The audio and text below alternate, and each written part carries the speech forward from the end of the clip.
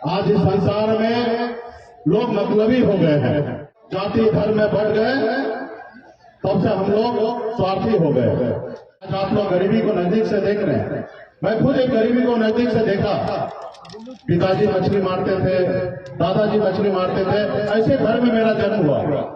900 रुपए महीने पे मैं नौकरी मुंबई में करता था।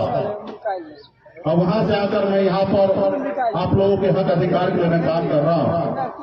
तो गरीबी क्या है मुझे पता है, क्योंकि मैं भी एक गरीब परिवार से हूँ और मुझे पता है कि गरीबी क्या है।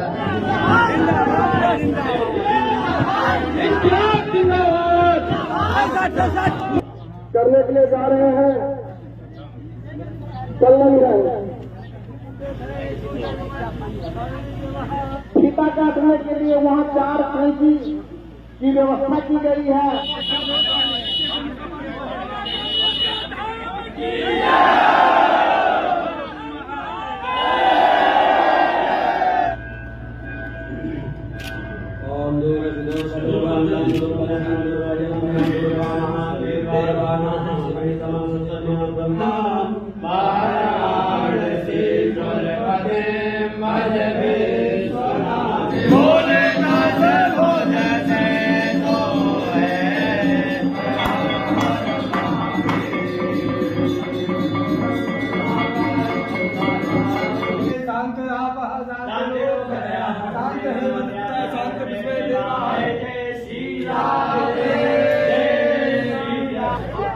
इस प्रांगण में उपस्थित माता बहन नौजवान साथी सम्मानित गार्जियन सभी को सन्नतुल्लाह उनके सभी का नमस्कार प्रणाम करती है।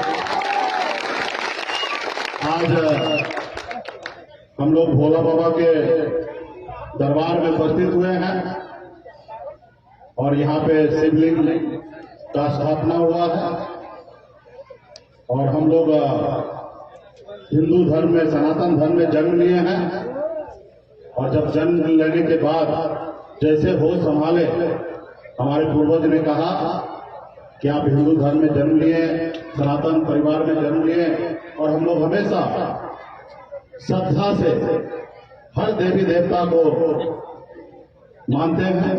पहले तो शुभकामना देता हूं और मन से लोग कहते हैं ना कि हर कण कण में शंकर है, तो शंकर को हर मन में बैठाइए, देवी देवता को हर मन में बैठाइए और अपने बच्चे का, अपने परिवार के भविष्य के लिए आज हम भगवान को क्यों मानते हैं? हम जल चढ़ाते हैं, हमारे घर में कोई भी समस्या होता है तो भगवान के पास हम जाते हैं, वहां से हमें ऊर्जा मिलता है, शक्ति मिलता है और हम अपनी जाके समस्या बताते हैं कि हे भोला बाबा, हे प्रभु, ये हमारे पास विपद है, इसको दूर कर दिए। तो हम जितना श्रद्धा से मन से भोला बाबा को प्रार्थना करते हैं कि हमारा भविष्य अच्छा हो, हमारा बच्चा आगे बढ़े, उसी मन से, उसी सोच से आपको आगे बढ़ना है। आज का समय जो है थोड़ा बदल चुका है। आज इस संसार में लोग मतलबी हो गए हैं। एक समय था कि भगवान को लोग अच्छे से मानते थे, उनके बताए हुए रास्ते पे चलते थे, लेकिन लोग मतलबी हो गया। जब तक भगवान ने, जब तक हमें इंसान के रूप में धरती पर भेजे, तब तक हम लोग अच्छे थे। जब तक हम लोग जाति धर्म में बढ़ गए, तब से हम लोग स्वार्थी हो गए और यहाँ पे स्वार्थी हो गए। तो इससे कैसे बाहर निकलना है? तो उसके लिए आप लोगों को कुछ हम लोगों को करना है। इस संसार में अगर सर उठा के जीना है, सर उठा के चलना है, तो 2 काम करना है। एक तो सबसे पहले अपने बच्चे को पढ़ाइए लिखाइए, उसको काबिल बनाइए। जब तक आपके बच्चे पढ़ेंगे लिखेंगे नहीं, तब तक वो काबिल नहीं होंगे, और जब वो काबिल होंगे, पढ़ लिख लेंगे, तो 2 रुपए अच्छा कमाएंगे, अच्छा नौकरी मिलेगा। और जब तक पढ़ेंगे लिखेंगे नहीं, तो उसको नौकरी भी नहीं मिलेगा, चपरासी का भी नौकरी नहीं मिलेगा। इसलिए बच्चे को पढ़ाइएगा, लिखाइएगा तो काबिल होंगे, पढ़ेंगे, नौकरी करेंगे या अपने कारोबार को करेंगे। और जब कारोबार करेंगे तो 2 रुपया होगा, जब रुपया होगा तो अच्छे घर में खाना खाएंगे, अच्छे कपड़ा पहनेंगे, अच्छा घर बनाएंगे। आज आप लोग गरीबी को नजदीक से देख रहे हैं। मैं खुद एक गरीबी को नजदीक से देखा। पिताजी मछली मारते थे, दादाजी मछली मारते थे, ऐसे घर में मेरा जन्म हुआ। 900 रुपये महीने पे मैं नौकरी मुंबई में करता था, और वहां से आकर मैं यहाँ पर आप लोगों के हक अधिकार के लिए मैं काम कर रहा हूँ। तो गरीबी क्या है मुझे पता है, क्योंकि मैं भी एक गरीब परिवार से हूँ और मुझे पता है कि गरीबी क्या है। तो गरीबी से निकलने के लिए बच्चे को पढ़ाइए, लिखाइए, काबिल बनाइए, और जब पैसा कमाएंगे तो आगे बढ़ेंगे, घर होगा, गाड़ी होगा, बेहतर जिंदगी जिएंगे। और जब तक पैसा नहीं होगा तो कुछ नहीं हो पाएगा। इसलिए काफी माता बहन यहाँ उपस्थित है, एक रोटी कम खाइए लेकिन बच्चे को पढ़ाइए। दूसरा अपने अधिकार के लिए जागरूक होइए। इस संसार में जब हम इंसान थे तो एक दूसरे को मदद करते थे, और जब हम जाति धर्म में बढ़ गए तब हम मतलबी हो गए, और फिर मतलबी हो गए तो लोगों के बीच में मन में विचार आ गया, सोच आ गया कि हम राजा बनेंगे। तो भैया आप राजा बनो, हमारा शुभकामना है कि आप राजा बनो, लेकिन आपके मन में ये क्यों है कि ये व्यक्ति गुलाम हमारा रहे। आप राजा बनो, लेकिन कुछ लोगों को आप गुलाम बना के रखना चाहते हो। इस आजाद भारत में आप उनका अधिकार नहीं देना चाहते हो, उनको कुछ नहीं समझना चाहते हो, तो आपके पास बहुत बड़ा ताकत है।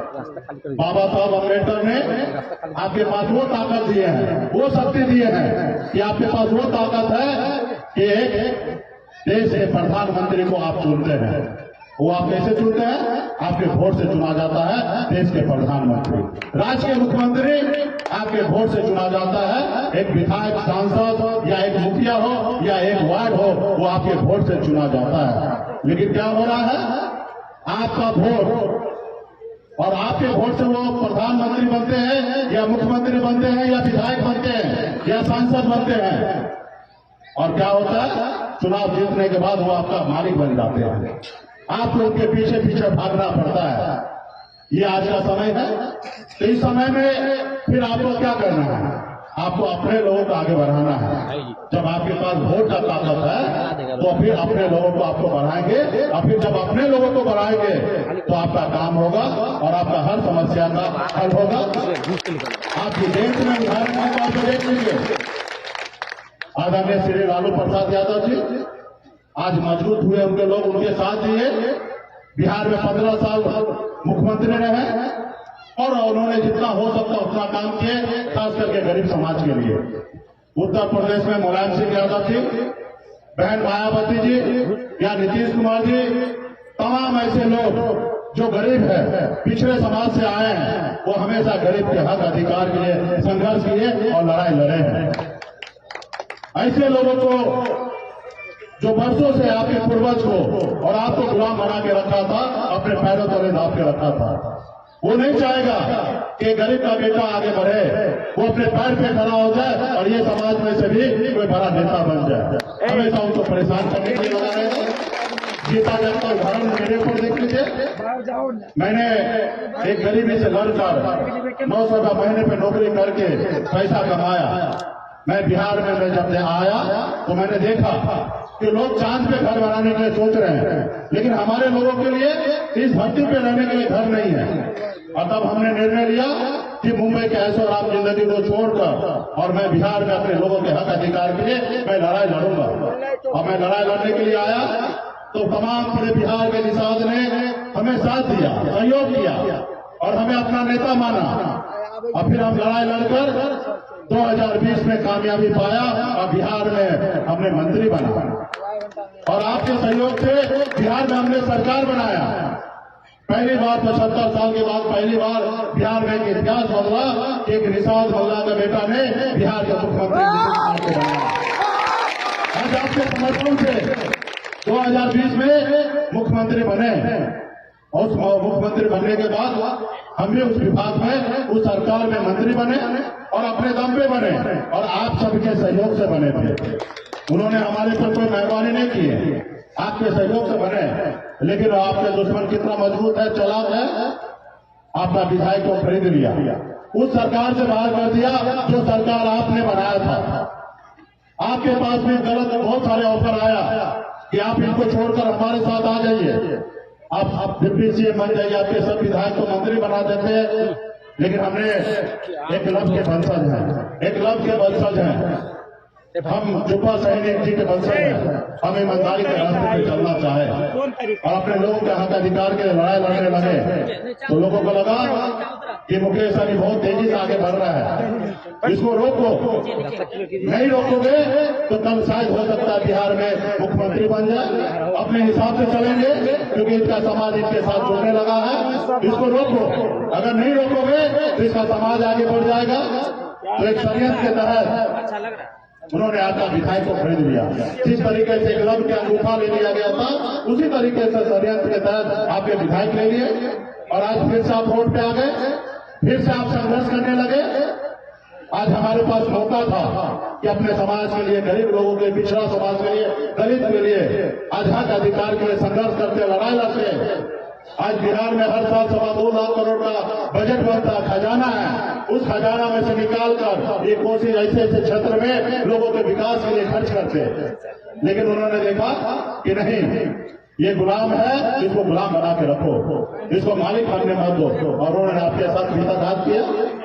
तो हमें संघर्ष करना है और आपके पास बड़ी ताकत है, वोट बैंक की ताकत है, आपस में भाईचारा बनाइए, जहां रहते वहां पे हर जाति धर्म।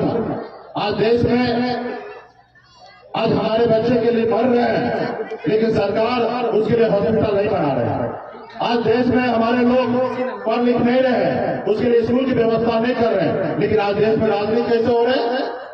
मंदिर बनाने का। मंदिर तो हम लोग खुद बना रहे हैं, हमारे आत्मा में मंदिर है। आप लोग भी एक मंदिर का भव्य निर्माण कराया, लेकिन आज देश में मंदिर की राजनीति होने लगा, धर्म की राजनीति होने लगा। धर्म की राजनीति, मंदिर की राजनीति गांव समाज में पंडित जी करे समझ में आता है, लेकिन देश का प्रधानमंत्री करे, देश के मुखिया करे, राज्य का मुखिया करे, ये समझ में नहीं आता है। आज हम सरकार भी बनाते हैं कि सरकार बनाए, हमारे लिए रोड, सड़क, बिजली का व्यवस्था करे, हमारे बच्चे के लिए पढ़ने के लिए स्कूल की व्यवस्था करे, हमारे बच्चे इलाज के लिए उसके हॉस्पिटल की व्यवस्था करें।